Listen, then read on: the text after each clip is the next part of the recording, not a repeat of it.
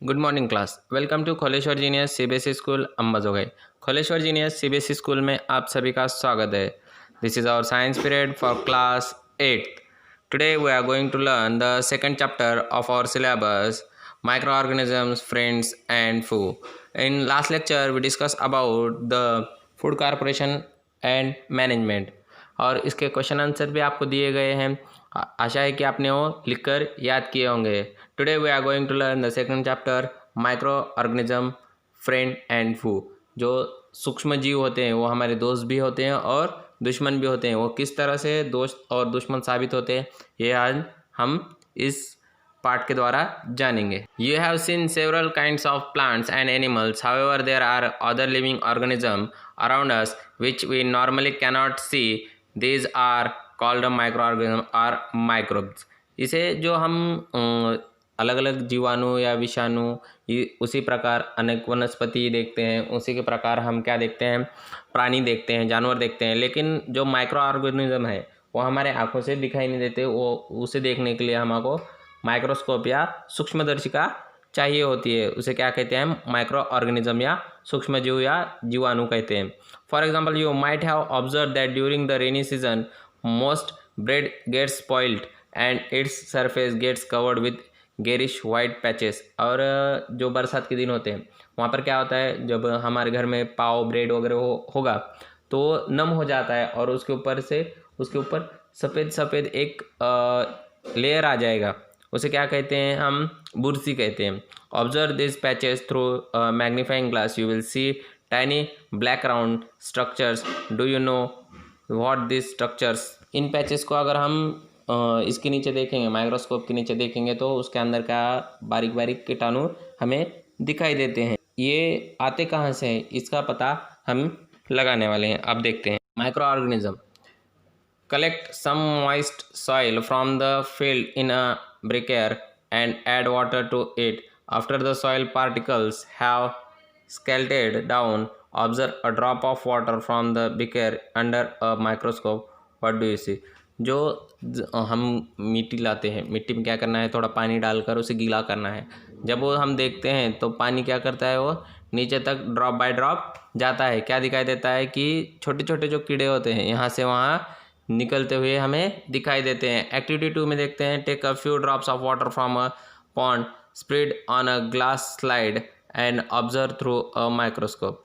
और क्या करना है, हमें 2-3 पानी के कतरे लेने हैं और उसमें देखना है कि माइक्रोस्कोप के जो कांच की पट्टी होती है उसके ऊपर देखना है क्या दिखाई देगा।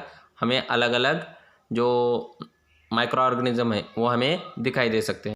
Observations show that water and soil and are full of tiny organisms, though not all of them fall into the category of microbes.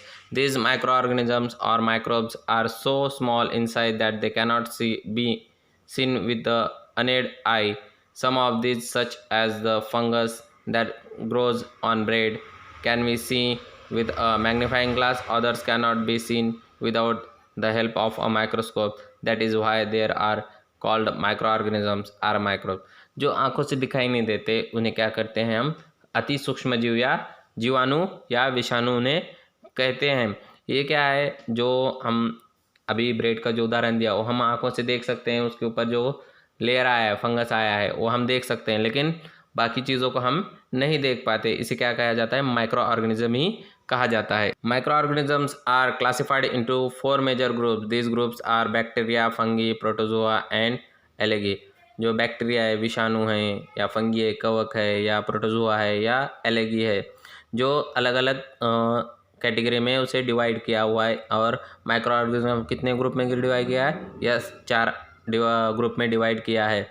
Some of this common microorganism are shown in figure 2.1 to 2.4। जो आने वाली आकृतियां हैं या figures हैं उसमें हम देख सकते हैं। Viruses are also microscopic but are different from other microorganisms.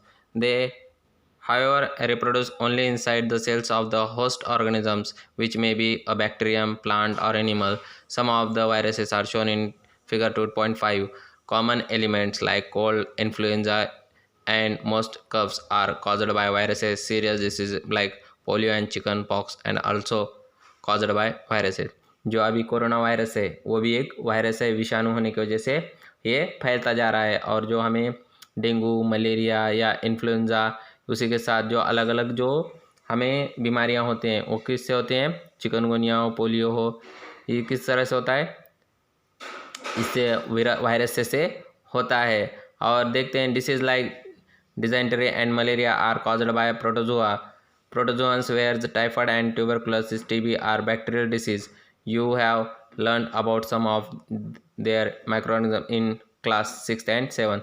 और जो बैक्टीरिया से होते हैं, विषाणु और जीवाणु, इनसे अलग अलग रोग होते हैं। टीबी और डायरिया जो है वो किससे होता है, विषाणु से होता है। इन डिसीज़ के बारे में हमने कक्षा 6वीं में और 7वीं में देखा है। अब हम देखेंगे कि किस तरह के जो माइक्रो ऑर्गेनिज्म है वो दिखाई देते हैं। सबसे पहले है बैक्टीरिया, जिससे हमें टीबी वगैरह हो सकता है। ये बैक्टीरिया हैं अलग अलग।